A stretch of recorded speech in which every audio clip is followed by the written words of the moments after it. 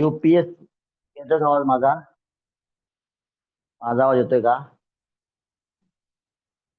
UPSC नावाची जी building आपल्याला तयार करायची आहे, बिल्डिंग तयार करताना काय करावं लागतं?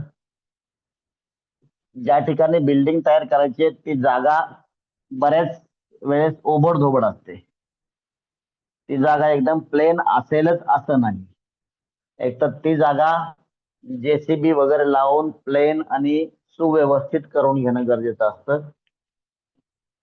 आणि जी बिल्डिंग आपल्याला वरती जमिनीच्या वरती उभा करायची आहे, त्या जमिनीसाठी जमिनीखाली खोदकाम करून किती उंच बिल्डिंग आहे त्या प्रमाणात तेवढं खाली खोदकाम करून त्या ठिकाणी आपल्याला फाउंडेशन बनवावं लागतं, जेणेकरून जमिनीच्या वर जी बिल्डिंग उभी राहणार आहे ती स्टेबल होईल आणि ती सुरक्षित राहील. त्यासाठी आता तुम्ही मला सर याचा अर्थ आम्हाला समजून सांगा. सांगतो, याचाही अर्थ तुम्हाला समजून सांगतो. 40 वर्ष वय असणारे IAS अधिकारी, सेवेमध्ये असणारे, 40च्या आसपास वय असणारे,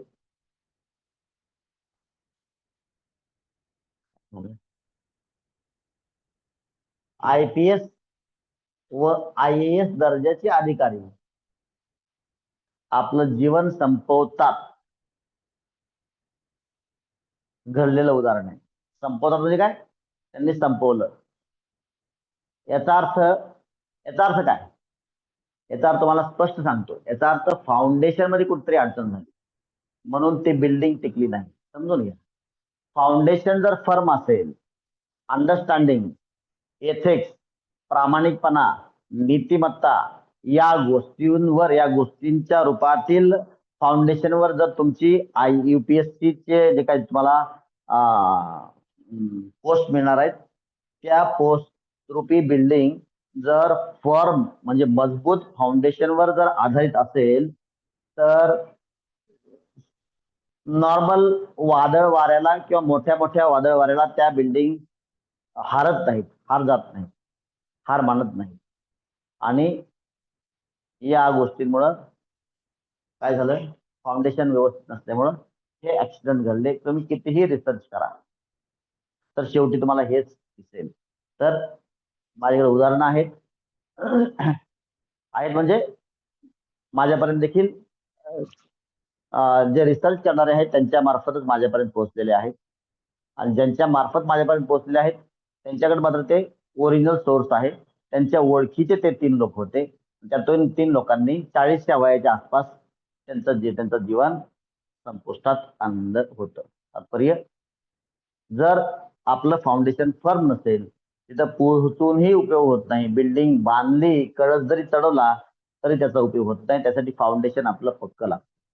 समजलं? आणि त्या फाउंडेशन साठी आपण जे काही गप्पा मारतोय, गोष्टी करतोय, या फाउंडेशन स्मूथ करण्यासाठी ज्या गोष्टी आहेत, ठीक आहे. तुम्ही गेले जे 5 लेक्चर जर ऐकले तर त्यामधून तुम्हाला या गोष्टी क्लिअर व्हायला लागतील. These things are very very important. फक्त अभ्यासच केलाय, मार्क्स पाडले, सिलेक्शन झालं आणि तुम्ही यशस्वी झाले असं अजिबात होत नाही.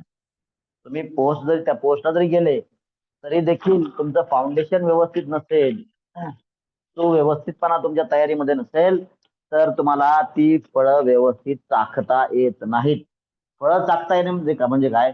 तुम्हाला ते काम करताना मजा येत नाही, आनंद येत नाही, ते काही समाधान लाभत नाही. तो आपला काय होता, काय टॉपिक चाललाय, काय विषय आहे? दिस इज युअर UPSC फाउंडेशन. आजचा दिवस कितवा आहे? डे 6. याच्यामधला डे 6 आहे आजचा. ठीक आहे. तर त्या शेवटच्या PQ मध्ये पर्सिस्टन्स क्वेश्चन मध्ये आपण काय काय बघितलं होतं? एक तर पर्सिस्टन्स, परसिव्हरन्स, तिसरा बघितलं होतं आपण पेशन्स.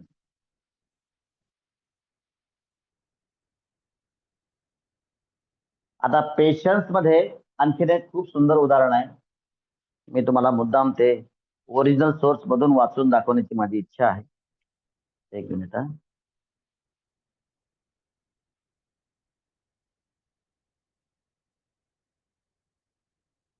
या निमित्तानं याची उकल देखील होईल. कारण का ही अनेक वेळेला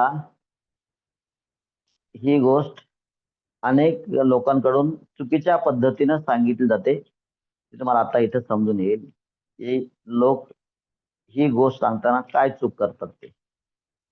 ठीक आहे, वाचून दाखवतो तुम्हाला मुद्दाम.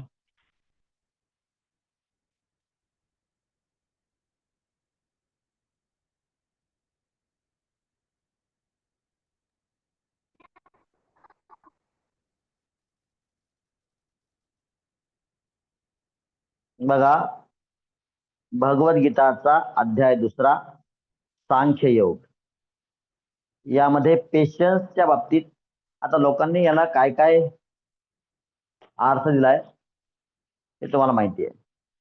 खूप सुंदर आहे. मी मुद्दाम पेज नंबर 99 काढलंय. तुमच्या घरात जी भगवद्गीता आहे त्यामध्ये देखील ते आहे आणि अर्थ एकदम स्पष्ट आहे. मात्र ते क्लिअर समजत नाही. तर आज ते मी तुम्हाला या ठिकाणी या निमित्तानं पेशन्सच्या भूमिकेमध्ये ते सांगतो मी तुम्हाला. मात्र मला आता परसिस्टन्स आणि परसिव्हरन्स विषयी मला सांगायचंय. तुम्ही नित्यकर्मामध्ये तुम्हाला जे 2.5 तास तुम्हाला दिले होते, 1 तास जेवायला, 1 तास खेळायला आणि अर्धा तास एक्स्ट्रा गोष्टींसाठी, यामधील आणखीन 10 मिनिटं काढायची संध्याकाळची. दररोज संध्याकाळची 10 मिनिटं काढायची. तर ती 10 मिनिटं असे असावीत त्यावेळेस तुमच्या घरातील जास्तीत जास्त लोक त्या ठिकाणी उपस्थित असली पाहिजेत आणि त्या लोकांनी तुमच्या प्रार्थना स्थळाच्या ठिकाणी यायचंय. तुमच्या धर्माप्रमाणे कोणतं जे प्रार्थना स्थळ असेल तुमचं, म्हणजे घरातलं देवारा म्हणून आपण त्याला, त्या ठिकाणी देव असतात. तुमच्या धर्माप्रमाणे तुमचं काय असेल त्याप्रमाणे तुमचे देव असतात. प्रार्थनेचं ठिकाण आहे, त्या ठिकाणी एकत्रित व्हायचं. त्या प्रार्थनेच्या ठिकाणी तुम्ही देवाच्या बाजूला ज्या ठिकाणी तुमचे देव असतात, देवाचा फोटो वगैरे असतो, त्या ठिकाणी आणखीन एक फोटोच्या रूपातच एक लावायचं. तुमचे सदविचार लावायचे. मी दररोज कमीत कमी 4 तास अभ्यास नक्कीच करेल. शिक्षकांनी काय सांगितलं याकडे व्यवस्थित लक्ष देईल. आणि ज्या काही वाईट सवय आहेत, मी माझ्या आजोबांना किंवा माझ्या पप्पांना चुन्याची डबी देखील देणार नाही. वाईट कर्मामध्ये माझं कसलाच प्रकारचा सहभाग नसणार आहे. ठीक आहे. ज्या ज्या ठिकाणी अयोग्य गोष्टी घडतात त्या ठिकाणाहून मी दूर राहील. दररोज मी नित्यनेमाने अभ्यास करील आणि माझा एकच ध्यास असेल, मला युपीएससीच्या माध्यमातून, आता ते पुढे पुढे तुम्हाला सगळ्या गोष्टी माहिती होणार आहेत.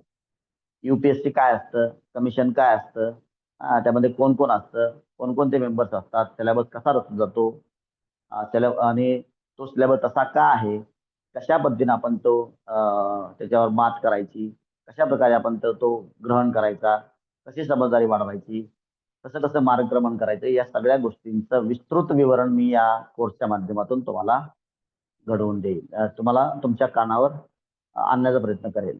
कानावर नाही म्हणता येईल त्याला, तर ते हे विवरण तुमच्या बुद्धीमध्ये व्यवस्थितपणे कसं टाकता येईल त्याचा मी भरपूर प्रयत्न करेल आणि ते आपण सगळे मिळून, पालक, शिक्षक, विद्यार्थी व मी, अर्थात मी शिक्षकांमध्ये देतो आहे, तर आपण सगळे मिळून हे सगळं इन्फॉर्मेशन प्रॉपर तुमच्या बुद्धीमध्ये व्यवस्थित ठिकाणी रचून ठेवण्याचा प्रयत्न 100% करू. फाईन. तर ज्या ज्या काही चांगल्या सवयी आहेत, त्या चांगल्या सवयी तुम्हाला 25, 30, 35 काय तुमच्या संकल्पनेप्रमाणे, आणि त्यामध्ये ऍडिशन झालं तर मग आणखीन ऍड करून त्या ठिकाणी लावायच्या. आणि दररोज त्या 30 ज्या सवयी आहेत, चांगल्या सवयी, मी दररोज एवढा वेळ व्यायाम करेल, एवढा वेळ खेळेल, एवढ्याच वेळामध्ये खेळेल, दररोज स्वतःला सांगायचं त्या निमित्तानं. आणि ते मोठ्यानं वाचायचं. एवढं वाचलं सगळ्या देवांची प्रार्थना आहे, हे परमेश्वरा मी सगळं हे या पद्धतीने करेल आणि लोकांचे कल्याण करण्याकरता मला मला माझ्या बुद्धीला तू मजबूती दे. मला दररोज हे सत्कर्म करण्याकरता मला सद्बुद्धी दे, असं म्हणून त्या ठिकाणी देवाला प्रार्थना करायची. दररोज न चुकता देवासमोर वात लावून, अगरबत्ती लावून या गोष्टी तुम्हाला करायच्या. ते अगरबत्ती लावायची, वात लावायची काय तुमच्या तुमच्या धर्मशास्त्राप्रमाणे ते करा. मात्र या गोष्टी खूप महत्वाच्या आहेत आणि हे जे प्रेयर मधून जी पॉवर, जी ऊर्जा, जी शक्ती मिळते ना, ती अद्भुत आहे, अद्भुत.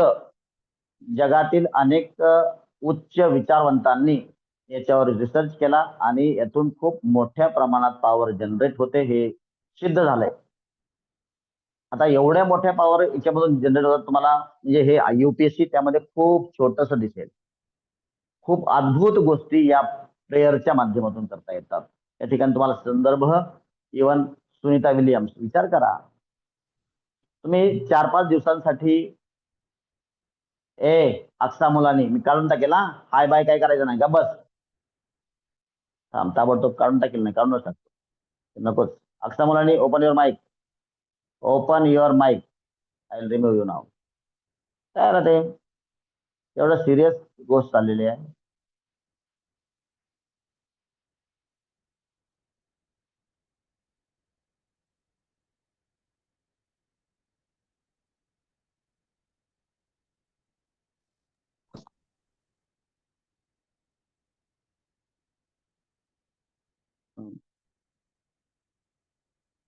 समजलं? So power of prayer is really great. So you have to see, काल बघितलं होतं आपण. तर या ठिकाणी तुम्हाला नित्यनेमानं प्रेयर करायची आहे. करायचीच आहे, करायचीच आहे. मी तुम्हाला कालच सांगितलं. तर तुमची युपीएससीचं तुमचं टार्गेट असेल तर हे खूप मोठी तपश्चर्या आहे.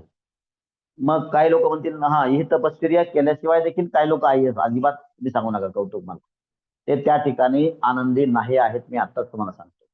हे तुम्ही या पद्धतीने जर केलं, हा म्हणतील मग आय एस, अरे खरं सांग, तुम्हाला किती सुंदर प्रिपरेशन असतं, काय माइंडसेट तयार होतो, आणि हे असून देखील जर काही लोक त्या ठिकाणी जाऊन आत्महत्येपर्यंत पाऊल उचलत असतील, तर याचा अर्थ काय झालाय, कुठतरी बेसिक चुकलेलं आहे, फाउंडेशन व्यवस्थित नाहीये. खालचं जे काही जमिनीच्या खाली बिल्डिंग जे बनवताना खालचे स्ट्रेंथ जे आहे ते स्ट्रेंथ कमी पडली, म्हणून बिल्डिंग कोसळली. असेच कसं काय कोसळते? सो या गोष्टी लक्षात घ्या. Now coming to your patience point, patience लक्षात घ्या, पेशन्स खूप सुंदर आहे. काय म्हणते बघा, तुमच्या अध्याय नंबर 2 सांख्ययोग गीतेचे सार यामधील ओवी क्रमांक 47, कर्मण्येवाधिकारस्ते मा फलेषु कदाचन मा कर्मफल हेतुर्भूर्मा मा कर्मफल हेतुर्भूर्मा ते संगोत्स कर्मणी. काय समजतंय? तुझे नियत कर्म करण्याचा तुला अधिकार आहे. मात्र बघा, लोक सांगण्याचा प्रयत्न कसं करतात, फल की अपेक्षा मत कर. तसं नाही ते. तर खऱ्या अर्थानं मतकर म्हणजे वेगळ्या पद्धतीने ते, म्हणजे फळच मिळणार नाही, तू कर्म करत राहा, असं अजिबात नाही. त्याचा अर्थ तुम्हाला समजणाऱ्या भाषेत खूप सुंदर पद्धतीने मी या ठिकाणी सांगतो, आणि हे तुम्ही समजल्यास तुम्हाला खूप मोठं समाधान वाटेल. काय आहे, समजा बघा, एका माकडाला आंबे खूप आवडत होते, आंब्याचे दिवस आहेत, आंबे खूप आवडायचे, आणि तो म्हणाला मला आंबे खूप खाण्यासाठी काय करावं लागेल. तर तो एका विद्वानाकडे गेला. त्या माकडाला समजत होतं बरं का बोललेलं, विद्वानांचं बोललेलं समजत होतं. विद्वानाने त्या माकडाच्या भाषेत सांगितलं, किंवा माकडाने त्या विद्वानाच्या भाषेत त्याला विचारलं, हे समजून घ्या. मग ते विद्वानाने त्याला सांगितलं, त्या विद्वानाने, की माकडाला सांगितलं, तू एक काम कर म्हणला, आंब्याचे सीझन चाललेला आहे, आंब्याची कोय लावायची, झाड येते म्हणला, झाडाला खूप आंबे येते, मग तू एकटाच आंबे खा, काय खायचं तेवढे. आयडिया भारी म्हणला. मग माकड लगेच गेलं आंबेवाल्याकडे, त्यांना म्हणला, बाबा मला एक आंबा दे. त्याला वाटलं दे, घेऊन जावा, एक काय 2 आंबे घेऊन जा. मग त्यानं काय केलं, आंबा घेतला, आंबा खाल्ला, आणि ती जी कोय होती आंब्याची, ती त्याला विचार, त्या डोक्यात एकच, मला काय करायचंय, आंबे खायचे. आंबे, हे उदाहरण मी अर्थात आपल्या टीचर्सच्या मीटिंगला नक्कीच शेअर केलेलं असेल याच्या अगोदर, समजून घ्या. मग त्या माकडाने काय केलं, त्या आंब्याची कोय जी आहे ती लावली मातीमध्ये, आणि मग त्याचं लक्ष काय, मला आता मी आंब्याचं झाड लावलंय, याला आंबे येणार, मला खूप आंबे मिळणार मला. मला खूप आंबे मिळणार, मला त्या डोक्यात एकच, मला आंबे मिळणार, मला आंबे मिळणार, मला आंबे मिळणार, डोक्यात त्याच्या एकच चाललेलं आहे. मग त्यानं ते मातीमध्ये पुरलं कोय, रात्रभर झोपलं, रात्री स्वप्नात देखील त्याला तेच आंबे आले, त्याला झाड उगवलं, आंबे आले आणि आंबेने खूप खाल्ले. सकाळी उठून बघतं, रात्री ते खूप खुश झालं स्वप्नामध्ये. मग सकाळी उठून त्याने बघितलं, अरे इथं काहीच नाही. मग ते स्वप्न होतं काय? मग त्याने उकरून बघितलं, कोय जशी आहे तशीच, त्याला आंबेच नाही आले. मग त्याने परत त्याला पुरून ठेवलं. मग विद्वानाकडे गेला, अहो त्या कोयला आंबे नाही आले. अरे म्हणलं वेड्या, त्याला पाणी पण घालावं लागतंय. मग दुसऱ्या दिवशी त्याने काय केलं, पाणी घातलं त्या कोय पुरली खाली, पाणी घातलं आणि परत संध्याकाळपर्यंत वाट बघितली, आंबे नाही आले. मग झोपी गेलं. दुसऱ्या दिवशी बघितलं, दुसऱ्या दिवशी परत उकरून बघितलं, कोय तशीच होती, परत आंबे नाही आले. तर त्या डोक्यात फक्त एकच होतं की याला आंबे लागले पाहिजे, याला आंबे लागले पाहिजे. परंतु तो मध्यंतरीचा झाड वाढवण्यासाठीचा जो प्रवास आहे ना, तो विसरून गेला. म्हणजे त्याला माहितीच नव्हतं ते तात्पर्य. डोक्यात फक्त आंबे ठेवूनच चालत नाही. तर तुम्हाला बघा, लक्षात घ्या, तुम्ही ज्यावेळेस एखादं रोपटं लावता त्यावेळेस प्रामाणिकपणे बघा, त्या रोपट्याला एखादं पान आलं, तुम्हाला आनंद होतो, अरे वा, कारण तुम्ही ते लावलेलं असतो. त्या ठिकाणी तुमचा स्वतःचा सहभाग असतो आणि तुम्हाला असं वाटतं की निर्माण ते निसर्गाने केलेलं असतं. आता तुम्हाला कुठतरी वाटतं की माझा या निर्मितीमध्ये माझा कुठतरी हिस्सा आहे, वाटा आहे. त्याला एक छोटस पालवी जर आली ना, छोटीशी पालवी, तुम्हाला आतमध्ये खूप आनंद होतो, अरे वा. आणि तुम्ही सांगता बघा, पप्पा पप्पा इकडे या ना, बघा बघा किती छान पान आले, बघा किती हिरवं, किती छान टवटवीत असं दिसतंय. मग एक फांदी येते, मग ते वाढतं आणि मग तुम्ही परत आणखीन तुमच्या सवंगड्यांना किंवा पप्पांना मम्मीला, बघ बघ बघ किती छान वाढलंय. आणि त्या जे काय जो रोपट्याचं रूपांतर झाडात होत असताना तुम्ही जो आनंद घेता, तो आनंद खूप महत्वाचा आहे. या ठिकाणी सांगितलं की तुमचं कर्मावर अधिकार आहे, कर्म तुम्ही करा, फळाची अपेक्षा करू नका. म्हणजे काय, फळच डोक्यात ठेवून तुम्ही काम करू नका, मला आंबेच पाहिजेत, आंबेच पाहिजेत, आंबेच पाहिजेत. तर त्या ग्रोथ मध्ये तुम्हाला आनंद आला पाहिजे. आणि आंबे हे बाय डिफॉल्ट आहेत, फळ हे मिळणारच. मात्र फळच डोक्यात ठेवून तुम्ही कष्ट करू नका. समजलं का? तुम्हाला फळच डोक्यात, काल काल त्यासाठी तुम्हाला एक उदाहरण सांगितलं होतं. हा, त्या यशोदा मातेनं दूध पिलं की दूध पाजलं की लगेच याची चेंडी वाढेल बाळकृष्णाची, असे. हा, काल मला गायकवाड का ते गोरे सरांनी सांगितलं. नाईन्थला मला असं वाटतं पोयम आहे. कोणाची पोयम आहे सर ते? काहीतरी बिहारी लाल काहीतरी कवीचं नाव आहे मला असं वाटतं. श्रीकृष्ण आणि बलरामची पोयम आहे, हिंदीमध्ये कविता आहे बघा. युपीचे ब्रजभाषेमध्ये ती कविता आहे, खूप सुंदर आहे. तर त्या बाळकृष्णाने बघितलं की दूध पिलं की लगेच चेंडी वाढते का? शक्य नाही. सो त्या ठिकाणी खूपच हार्मोनल चेंजेस आणि त्या पद्धतीने हळूहळू ती ग्रोथ दिसून येत नाही. तात्पर्य, तुम्हाला पेशन्स पाहिजे, पेशन्स. फळ येईल, कर्म करत राहा. तुम्ही आता आज रात्रभर अभ्यास केला तर उद्या आयएस बनणार आहेत का? नाही. तुमच्या वर्तणुकीमध्ये, बोलण्यामध्ये, वागण्यामध्ये, सवयीमध्ये तुमचा बदल झाला पाहिजे. आणि हा होणारा बदल एक्झामच्या रूपामध्ये, ज्यावेळेस तुम्ही अँसर्स लिहाल एक्झाम मध्ये, त्यावेळेस तुमचे उत्तर लिहाल, त्यावेळेस त्या उत्तरामध्ये तुमची प्रतिमा त्या चेक करणाऱ्याला स्पष्ट दिसते. नुसती प्रतिमाच नाही. प्रतिमा म्हणजे काय, की तुमचा स्वभाव कसा आहे, तुम्ही दिसायला कसे असाल, असं सगळं सगळं तो इमॅजिन करू शकतो तुमच्या लेखन शैलीवरून. कालच मी कोणाला तरी तुमच्यापैकी, तुमच्या टीचर्सपैकी एका कोणाला तरी बोलत होतो. तर मी बोललो की ज्यावेळेस तुम्ही तुम्ही एखाद्या प्रश्नाचं उत्तर लिहिताय आणि मी एखाद्या प्रश्नाचं उत्तर लिहितोय, किंवा 10 लोकांनी त्याच एकाच क्वेश्चनचं उत्तर लिहिलं, तर 10 लोकांचे वेगवेगळे प्रकारे आन्सर्स असतात. आन्सरचा गाभा एकच असतो, मायनाही सेमच असेल. मात्र त्याच्या लिहिण्याच्या, त्याची स्वतःची भाषा असते ना, आणि त्या स्वतःच्या भाषेमधून, भाषेच्या मार्फत ते स्वतःची विचारसरणी, विचारधारा त्या ठिकाणी अवतरित होत असते त्या पेपरवर. आणि त्यामधून वाचकाला ज्या प्रकारे पेपरवर उतरलेला आहे, त्या प्रकारे वाचकाला तुमचा स्वभाव कळतो, तुमच्या सवयी कळतात, तुमचं वागणं, बोलणं, राहणं सगळं काही कळतं. तुमचा अख्खा पत्ता त्याला कळतो, कुठल्या गल्लीचा आहे तो. समजून घ्या, कुठली गल्ली, समजून घ्या माझे शब्द.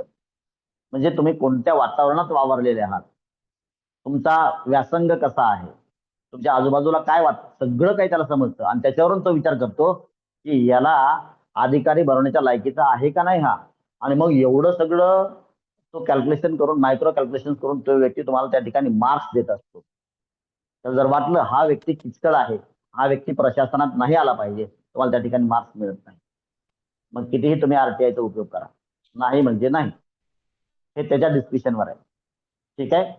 सो 2 मुद्दे तुम्हाला समजले. निरंतरता तुम्हाला ठेवायचे, त्यामध्ये तुम्हाला प्रेयर हे खूप महत्वाचे आहे. खूप जास्त वेळ घेऊन मी सांगितलेलं आहे. त्यामध्ये कोणाला काही अडचण असेल मला वैयक्तिकपणे भेटत जा.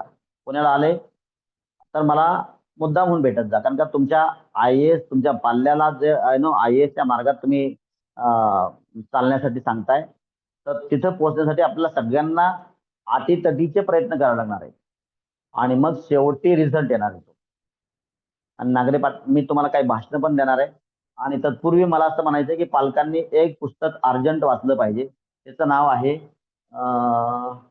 असेल तर तुम्हाला लगेच दाखवतो मी. ते आहे एक होता कार्व्हर. असं वाटतं आपल्या स्कूलमध्ये देखील पुस्तक असेल. हा आहे माझ्याकडे. हे बुक प्रत्येक पालकानं, ज्या पालकांना वाटतं की माझ्या मुलानं UPSC करावी, त्या प्रत्येक पालकानं अर्जंट हे पुस्तक वाचून घ्या. म्हणजे रात्रंदिवस वाचण्याची गरज नाही. दररोज तुम्ही 10 मिनिटं काढून जरी वाचलं तरी चालतंय.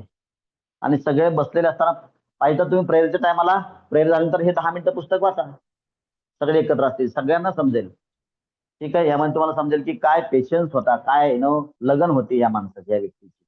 आणि कुठलंही याच्यासाठी सुंदर आहे, आताच्या ओळीसाठी सुंदर आहे हे. कुठलंही फलाची अपेक्षा नसताना जिंदगीवर फक्त कर्मयोग, फक्त काम करत गेले. काही शेवटपर्यंत काहीच अपेक्षा नाही. आणि फळ आपोआप मिळत गेली, फळं मिळत गेली. परंतु यांच्या डोक्यात एक होतं, मला त्या कामामध्येच तुम्हाला समाधान मिळालं पाहिजे. आणि हे ज्यावेळेस घडतं त्यावेळेस मग मी तुम्हाला सांगितल्याप्रमाणे, मी सांगितलं का नाही मला माहित नाही. तर हे खूपच खूपच जबरदस्त प्रेरणा देणारं पुस्तक आहे. खूपच सुंदर आहे. अतिशय सुंदर, अतिशय सुंदर. याविषयी कधीतरी आपण चर्चा नक्कीच करू. तो एक होता कार्व्हर अतिशय सुंदर. माझ्याकडे 5-10 कॉपी ज्याच्या असतील तर स्कूलनी सांगितलं, पालकांची डिमांड आहे. पालकांनी स्वतःची कॉपी मागवावी. याला अंडरलाईन करून तुमच्या मनाला वाटलं तर वाटलं त्यामध्ये टिप्पण्या करा. काय तुमच्या शब्दात लिहा. या पुस्तकाशी बोला. तर या ठिकाणी तुम्हाला याची प्रचिती येईल. कोणाची? कर्मण्य वाधिकार मा फलेषु कदाचन, या ओवीची प्रचिती येईल. जन्मभर या माणसानं भगवद्गीता न वाचता जन्मभर फक्त आणि फक्त कामावर विश्वास ठेवला. कामामध्ये प्रचंड आनंद घेतला. खूप अडचणी आल्या. सगळं काही आहे. परसिस्टन्स आहे, परसिव्हरन्स आहे. प्रचंड अडचणी आहेत. बाप रे बाप. तुम्ही असा विचार कराल की आपलं जे अडचण आपण सांगतोय एक दुसऱ्यांना, हे अडचण म्हणजे अडचण नाहीच आहे. एवढं महाभयंकर अडचणी या व्यक्ती जीवनामध्ये आल्या. तर प्लीज प्रत्येक पालकानं हे वाचावं अशी माझी अपेक्षा आहे. बर, having done with this point, so we already move to the next point, that was spirituality question. त्याच्यामध्ये देखील आपण बऱ्यापैकी मला असं वाटतं डिस्कशन संपुष्टात आणलेलं होतं स्पिरिच्युअलिटी क्वेश्चन मध्ये. आणि पुढचा मुद्दा मी तुम्हाला त्यामध्ये सांगितलं होतं की स्वतःशी कनेक्ट राहा आणि समाजाशी कनेक्टेड राहा. ठीक आहे. कारण जोपर्यंत तुमची समाजाशी नाळ जुळवता येत नाही, तोपर्यंत तुम्ही एक यशस्वी अधिकारी होऊच शकत नाही. स्वतःला आतापासूनच घडवण्याचा प्रयत्न करा समाजाशी. तर हे समाजाशी कनेक्ट राहायचं म्हणजे काय हो? समाजाशी कनेक्ट राहायचं म्हणजे काय? तुम्हाला समाजाच्या भावना समजल्या पाहिजे. तर आम्हाला समाज म्हणजे काय सांगा की जरा. समाज आमच्या बुद्धीला, आम्ही लहान आहे, आता 4थीला 5वीला 6वीला आहोत. आम्हाला समाज काय असं सांगा की. बघा, तुमच्या आजूबाजूला जी 4 घरं आहेत, तो समाज तुमच्यासाठी समाज आहे. तुमच्या क्लासमध्ये जी मुलं आहेत, जे तुमचे शिक्षक प्लस इतर शिक्षक आहेत, तुमच्या शाळेतील तुमची जी मुलं आहेत, तो तुमच्यासाठी समाज आहे. समाज म्हणजे व्यक्तींचा समूह. ठीक आहे.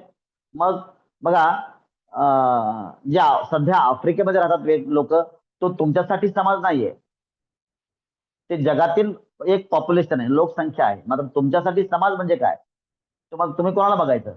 तर त्या लोकांच्या वागण्या बोलण्यामध्ये तुम्ही स्वतःला पाहत चला. की बाबा एखाद्याला माझा तिरस्कार येतोय का, याचा अर्थ माझी काहीतरी चूक आहे. एखाद्याला माझा राग येतोय का, एखादा व्यक्ती माझ्यावर चिडचिड करतोय का, लोकांना माझी संगती हवी आहे का. मग हे कसं काय समजेल. बघा लक्षात घ्या, तुमचे 4 मित्र असतात आणि ते 4 मित्रापैकी तुम्हाला 2 मित्रांचा राग येत असतो आणि 2 मित्र हवे-हवेसे वाटत असतात. त्यांचं बोलणं, त्यांचा सहवास हवा-हवासा वाटतो. लक्षात घ्या. तर त्यावेळी त्यांचा अभ्यास करा. हे मला हवे-हवेसे का वाटतात? किंवा ते सर्वांनाच चांगलं का वाटतात? त्यावेळेस तुम्हाला एक दिसेल त्याच्यामध्ये काय आहे, त्याग करण्याची भावना आहे. तुम्हाला ते ऐकतात, तुम्हाला ते आदर देतात, तुमचा अहंकार ते सांभाळतात. तेच फक्त बडबड ते स्वतः बडबड नाही करत. तुमचं बोलणं ऐकतात. तुम्हाला योग्य वेळेला ओ देतात. आणि हे सगळे चांगले वाटणारे गुणधर्म माझ्या अंगी कसे जडले पाहिजे. मग तुकाराम महाराजांनी देखील म्हणलेलं आहे, की म्हणजे अशा लोकांची सेवा करण्याचा मला सन्मान मिळावा. आज त्यांची ओवी आहे. मग ते काल तुम्हाला सांगितल्याप्रमाणे कोळी कन्या पुत्र होती सात्विकता तुमच्यामध्ये पाहिजे. आपल्यामध्ये जर सात्विकता असेल, सात्विक भाव असेल, तर तो सगळ्यांना हवाहवासा वाटतो. आणि या ठिकाणी मग हे कनेक्शन टू द सोसायटी आहे. स्वतःवर लक्ष म्हणजे काय? मी माझ्यावर जोपर्यंत तुम्हाला बोललो काल मी, जर तुम्हाला अधिकारी व्हायचंय ना, आजपासून तयारी ठेवा. कुटुंबाला त्या प्रकारे चांगल्या सवयी सरळ-सरळ आयुर्वेदामध्ये क्लिअर सांगितलेलं आहे. काय सांगितलेलं आहे? 6च्या नंतर जेवण वर्ज्य. आपण 10 वाजता व्यवस्थित एकदम निश्चिंत होऊन 4-5 भाकरी चुरगाळतो. आणि म्हणतो आणखीन 2 भाकरी खाणं कशाला? नाहीच लागत. संध्याकाळी लागत नाही. सकाळी बघा, सकाळपासून आपलं शरीर काम करत असतं. मग हे आम्हाला कशाला सांगताय सर असलं? खायचं, प्यायचं काय? तुम्हाला अधिकारी व्हायचं नाही, व्हिडिओ बंद करा आणि निवांत झोपा. बोंबलत जा. काही गरज नाही. आता तुम्ही फक्त अधिकाऱ्यासाठीच आहे का? एक सुसंस्कृत व्यक्ती घडण्यासाठी तुम्हाला या सगळ्या गोष्टी गरजेच्याच आहेत.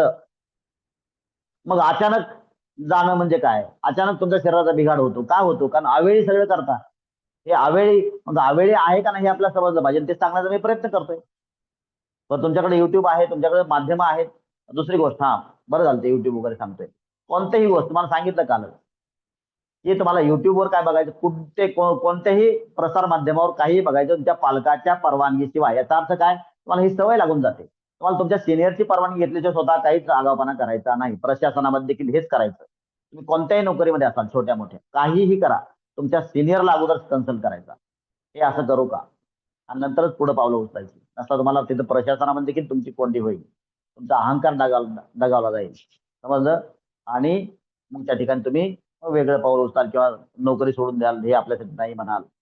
मग त्यासाठी आत्तापासून तुमच्या स्वभावामध्ये बदल करत चला. योग्य व्यक्तीला योग्य पद्धतीनं मान-सन्मान देऊन चालायचं. म्हणजे काय? परमिशनमध्ये मुद्दा चालला होता आपला. सो समजतंय का? समाजाशी कनेक्ट कसं राहायचं. स्वतःशी कनेक्ट राहा, स्वतःला वेळ द्या. मी हे यावेळेला खाल्लं पाहिजे का?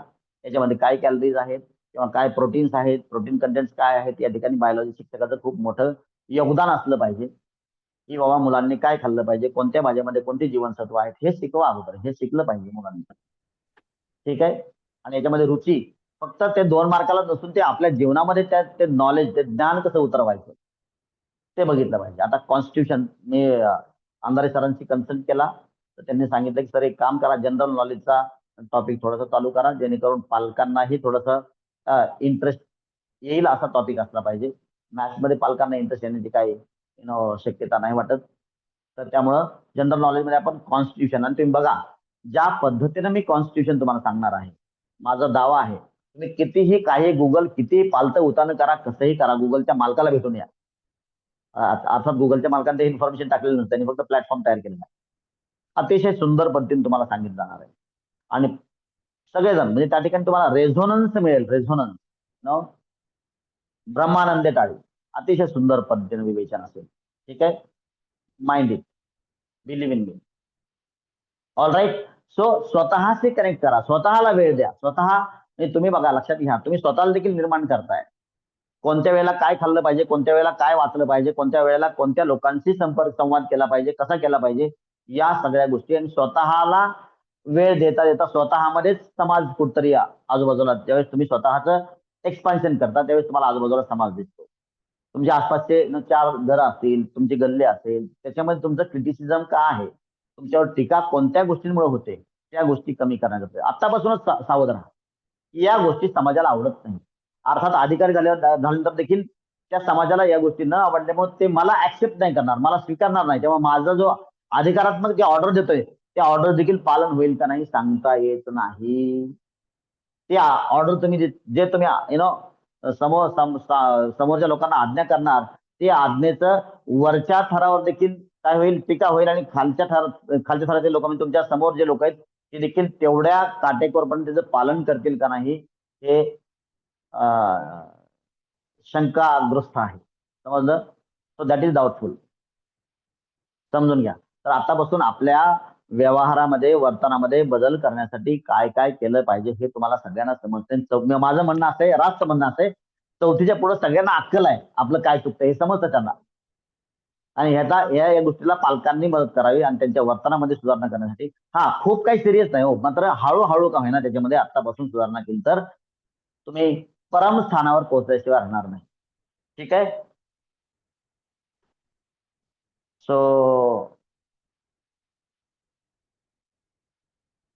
ही गोष्ट माझ्याकडे एक मुद्दा लिहिलेला आहे की जर तुम्ही समाजाशी कनेक्टेड असाल, संपर्कात असाल, बघा लक्षात घ्या, बघा तुम्ही कोणाशीच काही बोलत नाहीये, तुम्ही कोणाशीच तुमचा संपर्क नाही समाजाशी आणि तुम्ही मर्सिडीज कार घेतली, काय घेतली, मर्सिडीज घेतली किंवा खूप महागडे असे तुमचं डायमंडचा हार घेतला, नेकलेस वगैरे काय असेल तर जर तुमचा समाजाशी संपर्क नसेल आणि तुम्हाला त्या ठिकाणी तुम्ही तुमच्या त्या सक्सेसचं त्या कारचं कौतुक करायला पुढे कुणी आलं नाही तर तुम्हाला समाधान वाटेल का हो? आणखी सोप्या भाषेमध्ये समजा तुम्ही सत्यनारायणची पूजा घातली घरी आणि तुमच्या घरी जेवायला लोक अत्यल्प प्रमाणात आली, याचा अर्थ काय, तुमचा जनसंपर्क, याचा अर्थ तुम्हाला असं म्हणत नाही की तुम्ही खूपच प्रसिद्ध असलं पाहिजे, परंतु समाजामध्ये तुम्हाला मान्यता असली पाहिजे, समाजाशी कनेक्ट असला पाहिजे आपला. समजलं? समाजाला कौतुक वाटावं असं काहीतरी असलं पाहिजे. कारण माझा त्यांचा काही संपर्कच नाही, मी त्यांना बोलतच नाही, त्यांना किंमतच देत नाही, त्यांना व्हॅल्यूज देत नाही मी.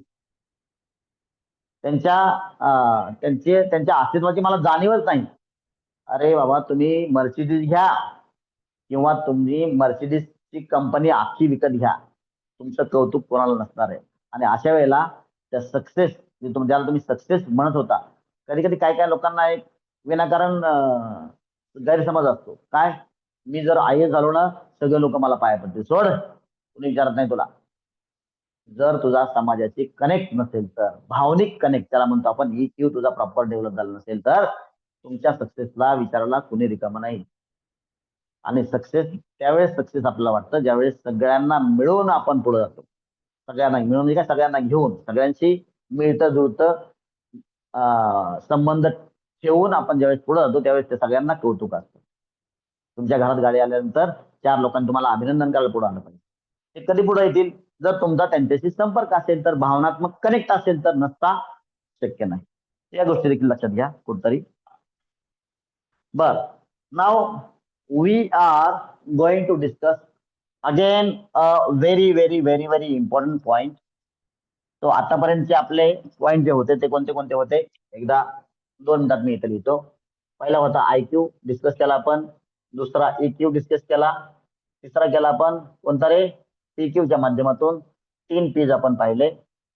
चौथा डिस्कस केला आपण स्पिरिच्युअल क्वेश्चन, आध्यात्मिक, तुमचा अध्यात्मांक म्हणायचा त्याला.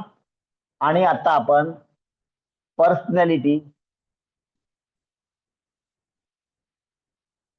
कम कॉन्फिडन्स. माझ्या मते या दोन्हीही एकाच नाण्याच्या 2 बाजू आहेत. So these are two sides of the same coin, असं माझं म्हणणं आहे. सर हे पर्सनॅलिटी काय असतो? अच्छा, याचा अर्थ मराठीमध्ये व्यक्तिमत्व आहे, म्हणजे व्यक्तिमत्व शब्द उच्चारणा म्हणजे सगळं काय समजलं का? एवढं सोपं नाही. आणि हा सर कॉन्फिडन्स कोणत्या बाजारात मिळतो, म्हणजे सोमवारी वालवडच्या बाजारात मिळतो का शुक्रवारी पाथरूडच्या बाजारात मिळतो का मग गुरुवारी भूमच्या बाजारात मिळतो आणि त्याचा रेट दांगे चौकात इकडं रविवारच्या बाजारात मिळतो आणि त्याचा रेट काय असतो, कसा किलो, कसा पाव किलो, 200 ग्राम, 100 ग्राम, किती लागतो. काय काय लोक आश्चर्य वाटतं. हा, खरंच आश्चर्यचकित करणारी गोष्ट आहे. काय काय लोक पर्सनॅलिटी डेव्हलपमेंटचा क्लास लावतात आणि जे असा क्लास कंडक्ट करणार ते खूप महान आहेत. म्हणून आम्ही काय करतो, म्हणजे मी पर्सनॅलिटी डेव्हलपमेंटचा क्लास घेतो. हे क्लास मार्फत शिकण्याची हा क्लासने जाणीव होईल की पर्सनॅलिटी मध्ये काय काय असतं, ते तुम्हाला त्याचे कंटेंट, ट्रेट्स ऑफ पर्सनॅलिटी तुम्हाला समजतील. त्यामध्ये काय काय योग्य पर्सनॅलिटी, डेव्हलप्ड पर्सनॅलिटी म्हणजे काय, त्याच्यामध्ये काय काय गुणधर्म तुम्हाला आढळतात. सुधारित व्यक्तिमत्वामध्ये काय काय गुणधर्म आढळतात आणि ते नसतील तर ते टाकल्यास काय होतं, तुमची व्हॅल्यू वाढते, मूल्य वाढतं. समजलं, लोकांच्या मनामध्ये तुमची प्रतिमा काय होते, प्रतिमेचं मूल्यवर्धन होतं. आणि कॉन्फिडन्स म्हणजे काय हो, म्हणजे आत्मविश्वास. मग कॉन्फिडन्स म्हणजे आत्मविश्वास एवढं बोललो तर मग समजलं का ती संकल्पना, तर असंही अजिबात नाही. टाइम आहे आपल्याकडं, संपून जाईल आज. टेन्शन घेऊ नका. पण टेन्शन घेऊ नका म्हणजे काय, संपवायचं टार्गेट आहे का, अजिबात नाही. जर प्रवासात आपल्याला मजा येते तर प्रवास संपला पाहिजे असं का वाटलं पाहिजे, तर प्रवासात मजा आली पाहिजे. आणि प्रवास, तो यश हा एक प्रवासच आहे. तसा अभ्यासाचं काही डेस्टिनेशन नाही. तेवढ्या वेळामध्ये तुम्ही चांगल्या गोष्टीचं आकलन केलं पाहिजे, त्याला अभ्यास म्हणायचं. फाईन. सो खैर, ह्या गोष्टी मी वेगवेगळ्या करून सांगेल आणि कधी कधी एकत्रित सांगेल. ठीक आहे. आता कॉन्फिडन्स येतो कुठून, हा निर्माण कसा होतो, तर या गोष्टीला पर्सनॅलिटी असेल किंवा कॉन्फिडन्स असेल, या गोष्टीला काय लागतं तुम्हाला, गुड असोसिएशन लागतं. Good association. तुम्ही म्हणाल मग गुड असोसिएशन कशाला, काय गरज आहे, कारण याच्यावरून तुमचे विचार तयार होतात. तुमचा व्यासंग, तुमची संगती, तुमच्या आजूबाजूला कोण आहे, तुमचा संपर्क कोणाशी आहे. असोसिएशन म्हणजे साथ, संगती, सुसंगती सदा घडो. हम्म. तर ही प्रार्थना आपल्याकडं म्हटली जात असेल तर माझ्या मते म्हणण्याचा प्रयत्न करावा, ही प्रार्थना घ्यावी. सुसंगती सदा घडो, खूप चांगली प्रार्थना आहे. जवळजवळ सगळ्याच स्कूल्सचं ते कंपल्सरी असल्यासारखंच आहे. तरी नसेल तर प्लीज त्याचा अंतर्भाव करा. भले मग त्याप्रमाणे बदलून बदलून तुम्ही या सोमवारी या प्रेयर, मंगळवारी या प्रेयर, असं काहीतरी डिस्ट्रीब्युशन करा व सुसंगती सदा घडो ही प्रेयर चालू करावा, असं माझी विनंती आहे यामार्फत. ओके. चांगलं असोसिएशन, तुमचं फ्रेंड सर्कल चांगलं असलं पाहिजे. चांगलं म्हणजे काय हो, फ्रेंड सर्कल नसतील तर काय अडचण नाही. मग असतील, जेवढ्या काय असतील तेवढे चांगल्या विचार, सद्विचाराचे असावे, है ना. वाईट विचाराचं मित्र परिवार नसावा. चांगल्या लोकांशी तुमचा संपर्क असला पाहिजे. चांगल्या लोकांशी तुम्ही त्यांच्या संपर्कात राहिलं पाहिजे किंवा तुमच्या संपर्कात चांगलेच लोक आले पाहिजे. ठीक आहे. राहणीमान असेल तुमचं, लिव्हिंग, आणि तुमच्या सवयी असतील, त्या कशावरून ठरतात, तुमच्या ग्रुपवरून. तुमच्या चांगल्या सवयी असतील तर मग हे पॉझिटिव्ह सायकल असतं. ठीक आहे. तुमची विचार पद्धती कशी आहे, कॉन्फिडन्स येतो कुठून, विचार पद्धती, थॉट लेवल काय आहे, तुमचा नॉलेज काय आहे, तुमच्याकडे असलेलं ज्ञान काय आहे. लक्षात घ्या.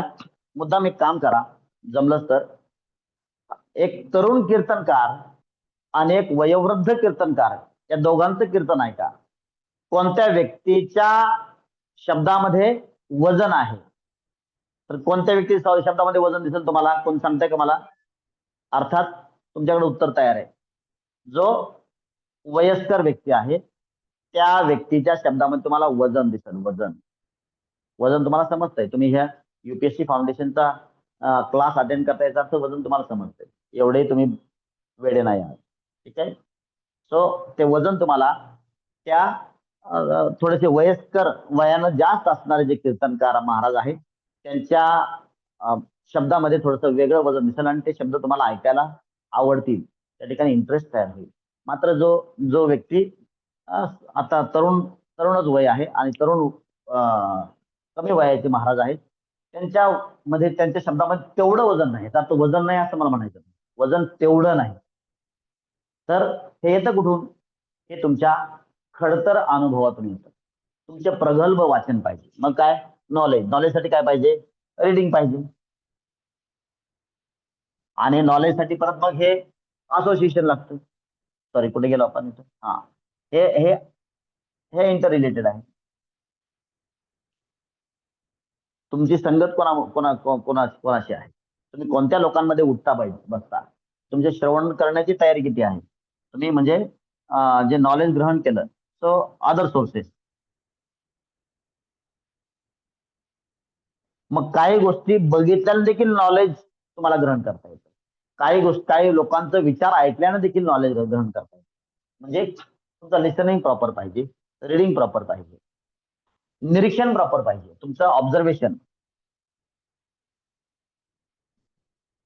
निरीक्षणामधून प्रचंड मोठ्या निरीक्षण, जर चांगले निरीक्षक असाल तर तुमच्याकडे खूप मोठ्या प्रमाणात नॉलेजचा संचय होतो. ज्ञान संचय जेवढा मोठा ज्ञान संचय तेवढं तुमचं कॉन्फिडन्स लेवल जास्त. कॉन्फिडन्स लेवल म्हणजे काय?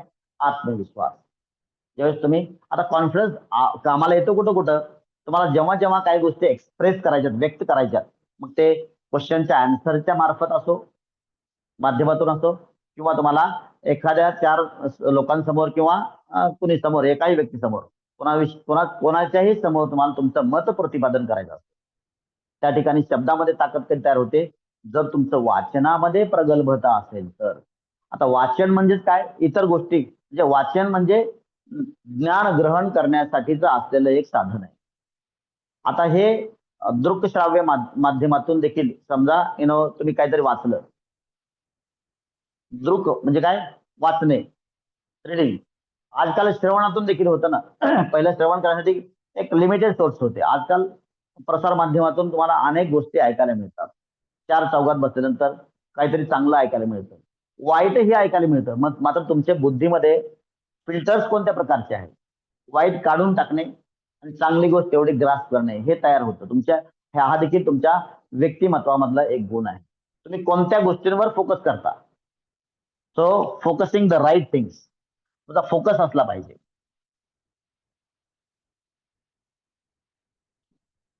Focusing the right things. तुम्ही कोणत्या गोष्टींना महत्व देता? तुम्हाला काल बोललोच मी, त्याला हे येत नाही, मान्य आहे. मात्र बोलण्याची पद्धत असते. तुमचा पाल्य असेल किंवा माझा विद्यार्थी असेल, अरे एवढं तुला चांगलं जमतंय बरं का, आणखी हे थोडं चांगलं, एवढं एवढं केलं ना, वा, तुला जोडच नाही बघ. सो या पद्धतीनं आपलं बोलणं असलं पाहिजे आणि या बोलण्याच्या पद्धतीमधून आपला पाल्य घडत असतो. हे लक्षात घ्या, आपला विद्यार्थी घडत असतो. फाईन. मग तुमच्यामध्ये कॉन्फिडन्स किंवा पर्सनॅलिटी हे वाढते कुठून? तुमच्यामध्ये कोणत्या प्रकारची ऑनेस्टी आहे? किती प्रामाणिक आहात? तुमचा एथिक्स कसे आहेत? नीतिमत्ता.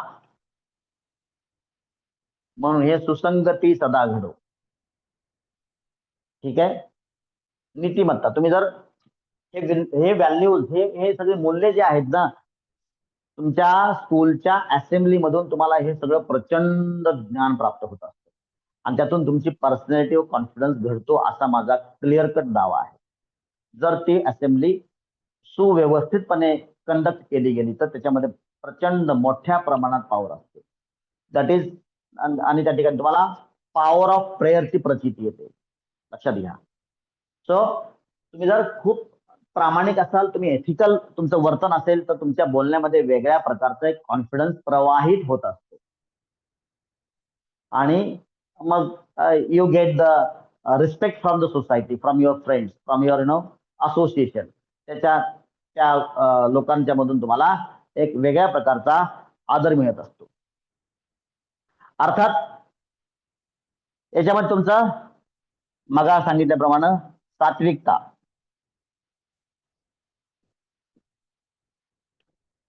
खूप सुंदर आहे. सात्विकता, सात्विक भाव. तुम्हाला बघा, आणि प्रत्येकाला समजतं बरं का. तुमचा चेहरा हा तुमचा पत्ता सांगतो. लक्षात घ्या, खूप मोठी संकल्पना आहे. तुमच्या चेहऱ्यावर तुमची सात्विकता क्लिअर कट लिहिलेली असते. आणि हा सात्विक भाव कशावरून तयार होतो? आपल्या घरच्यांच्या वर्तनावरून, आपल्या असोसिएशन वरून. तुम्ही कोणत्या असोसिएशन मध्ये आहात? स्क्रीन सब कुछ बोल देता है. सगळं काय सांगतो. पावडर लावून उपयोग होत नाही. सात्विकता, पावडर लावून सौंदर्य वाढेल, मात्र सात्विकता नाही वाढणार. सात्विकतेचा अर्थच वेगळा आहे. तुम्ही काळे कुट्ट असा, सात्विकता गोऱ्या आणि काळ्यामध्ये नाहीये. काही फरक पडत नाही. काळा कुट्ट माणूस देखील सात्विक भासू शकतो. सात्विकता ही फक्त आतल्या गुणांवर अवलंबून असते. सात्विकता, तुम्ही सात्विक असलं पाहिजे. आणि सात्विकता म्हणजे तुमचं मोहकता तुमच्यामध्ये असते. तुमचा चेहरा मोहक असतो. कलरशी, इतर भौतिक सौंदर्याशी याचा काही देखील संबंध नाही. हा, भौतिक सौंदर्य जर सात्विकता असेल तर ते ऍडिशनल ठरू शकेल, मात्र गरजेचं नाही. एक वेळ अशी येते, तुमचा भौतिक चेहरा हा समोरच्याकडून विसरला जातो आणि तुमच्या सात्विकता, तुमची प्रामाणिकपणा, तुमचा नीतिमत्ता याच्यावरून तुमची नवीन प्रतिमा त्या समोरच्या व्यक्तीच्या मनामध्ये निर्माण होत असते, जी तुम्हाला अनुभूती स्वतःला देखील आहे की अरे हा तो एवढा भारी दिसत नाही राव माणूस, मात्र काय व्यक्ती आहे, काय व्यक्तिमत्व आहे, काय व्हॅल्यूज आहेत. तुम्ही 4 वेळेस त्याला फोन करता, अरे ये ना चहा पिऊ, या ना जेवायला, या ना. सत्यनारायण असेल त्यावेळेस त्याला आवर्जून सांगता. तुमच्या पत्नीला विचारता, अरे त्याला सांगितलं का तो माझा मित्र? लक्षात घ्या, काळा गोऱ्याचा काही फरक पडत नाही. तुम्ही किती सात्विक आहात. आणि सात्विकता ही तुमच्या, हा खूप मुद्दा जबरदस्त आहे. वाईट आहे मुद्दा हा. वाईट म्हणजे कसा? हे तुमच्या फॅमिलीतील मूल्यांवर आधारित असतं बरं का. तुमच्या फॅमिलीची मूल्य जर दुष्कर्मानं भरलेले असतील तर तुमच्या कुटुंबामध्ये सात्विक चेहरा जन्म घेत नाही. लक्षात घ्या.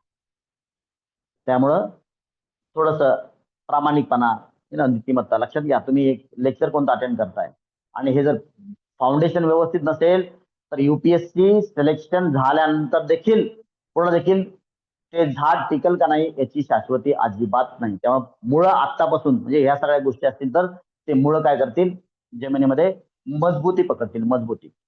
फाईन. अर्थात पुढचा मुद्दा आहे ते तुमच्या हातात नाहीच आहे.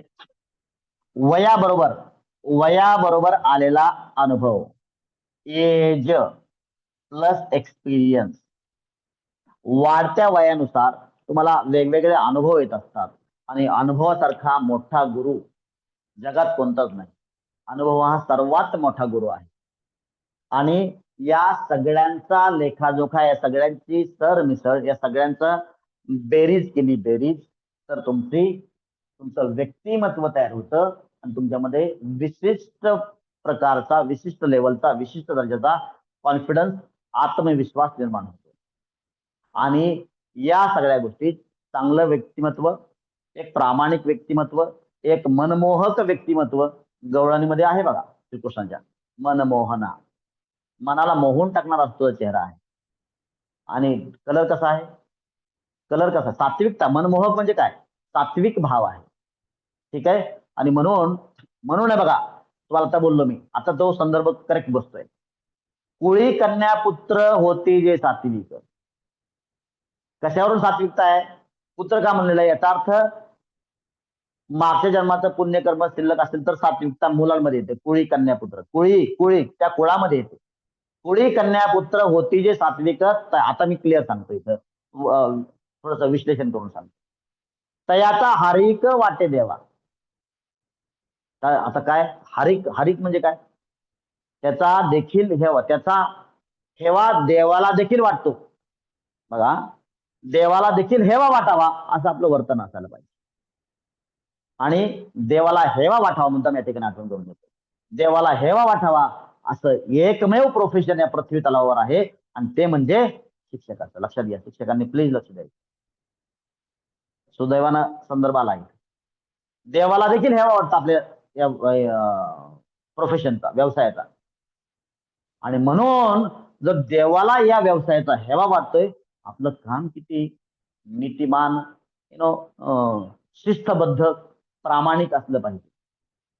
मानवतेची सगळी मदार आपल्या खांद्यावर आहे. आपले खांदे किती मजबूत असले पाहिजे. अंधारे सर, खांदे मजबूत करावे लागतील, त्याचा इथं देखील अर्थ लागू पडतो.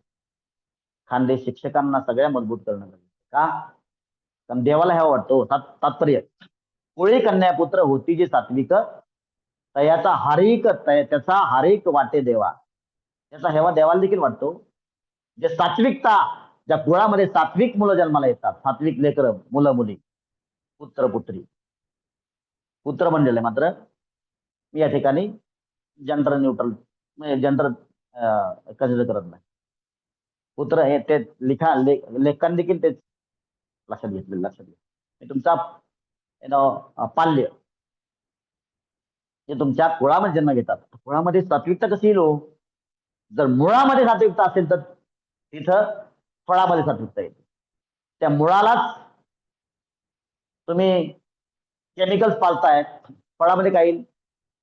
केमिकल्स येणार, ते फळ देखील विषारी. मुळामध्ये सात्विकता असली पाहिजे आणि मग फळ, म्हणून ते आणखीन तेच परत तुकाराम महाराज. काय काय होते सांगा, कोणतरी सांगा मला. शुद्ध बीजापोटी फळे रसाळ गोमटी. काय सुंदर आहे, इथं संदर्भ आला. म्हणून आपण आपल्यामध्ये शुद्धता असली पाहिजे. मी सांगितलं तुम्हाला, हे तपश्चर्या आहे. एक तप लागतं एक IAS निर्माण करायला. कारण IAS हा देश चालवतो साहेब, आणि देश हा येड्या बगड्याच्या हातात देता येत नाही, बावट लोकांच्या हातात देश देता येत नाही.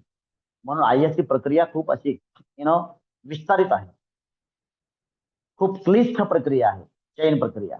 फाईन. सो या सगळ्या गोष्टींची आवश्यकता, या सगळ्या गोष्टींचा लेखाजोखा तुमच्या व्यक्तिमत्वामध्ये असेल तर ते व्यक्तिमत्व IAS बनण्यासाठी योग्य पद्धतीने तयार होते असं म्हणायला हरकत नाही.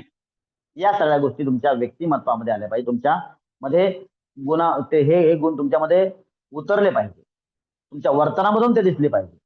तुमची नियमितता असेल, सातत्य असेल, चिकाटी असेल, लोकांमधील प्रतिमा असेल, चांगलं सद्वर्तन असेल, दररोजची तुमचं प्रेयर असेल, या सगळ्या गोष्टीमधून तुम्ही घडत असताय.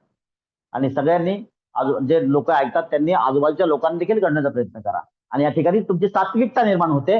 आणि मग तुम्ही म्हणा आम्ही जर चांगलं वागलं तर काय होईल? अरे चांगलं वागलं तर चांगुलपणाचा रोग आपल्याला लागेल, चांगुलपणाचं भूत तुम्हाला लागेल, आणि हे लागलेलं भूत तुमच्या परिवारातील लोकांना देखील चांगुलपणा शिकवेल. त्यामुळं IAS हा सात्विकच असला पाहिजे. सो आजचा या ठिकाणी मुद्दा माझा जवळजवळ संपलेला आहे. यामध्ये मला वाटतं EQ मध्ये झालेलं आहे इतरांचं मत समजून घेणे, इतरांच्या अहंकाराला मान सन्मान देणे, अहंकार दगावू न देणे, या गोष्टींची आपल्याला दक्षता घ्यावी लागते. आणि या पद्धतीचं वर्तन असेल तर आपण नक्कीच या UPSCच्या माध्यमातून होणारा जो अधिकारी IAS IPS आहेत या मार्गामध्ये मार्गस्थ आणि योग्य पद्धतीने पुढे चाललेलो आहोत हे आपल्याला स्वतःला सांगता येईल. आणि या पद्धतीच्या गोष्टी अवलंबण्याचा फॅमिलीनं, त्या स्वतः मुलानं, पाल्यानं आणि शिक्षकांनी सगळ्यांनी मिळून प्रयत्न केला तर हे उद्याची राष्ट्रीय संपत्ती घडल्याशिवाय या राष्ट्रीय संपत्तीचं जडणघडण झाल्याशिवाय राहणार नाही. All right. सो हे सगळे बेसिक मुद्दे जे एका अधिकाऱ्याच्या व्यक्तिमत्वासाठी आवश्यक असतात ते जवळजवळ या ठिकाणी संपले आहेत. आणि या ठिकाणी मी अल्पविराम देतो, पूर्ण विराम नाही, कारण का अनेक आपल्या प्रवाहामध्ये, आपल्या अभ्यासाच्या प्रवाहामध्ये पुढे जातात काही मुद्दे आणखीन ऍड करता येतील आपल्याला. म्हणून या ठिकाणी मी अल्पविराम देऊन थांबतो. एनीबडी, काय कोणाला बोलायचंय? मला असं वाटतं बोलण्यासारखं वातावरण निर्मिती नाही. सो विथ दिस आजचा हा प्रवास या ठिकाणी आपण प्रवासाला स्वल्प विराम घेऊ आणि या ठिकाणी पॉज घेऊ. चाल भाई, हा pause. Yes, sir. We will have pause. Sir, will okay. yes, sir. Will you pause? Sir, will you pause?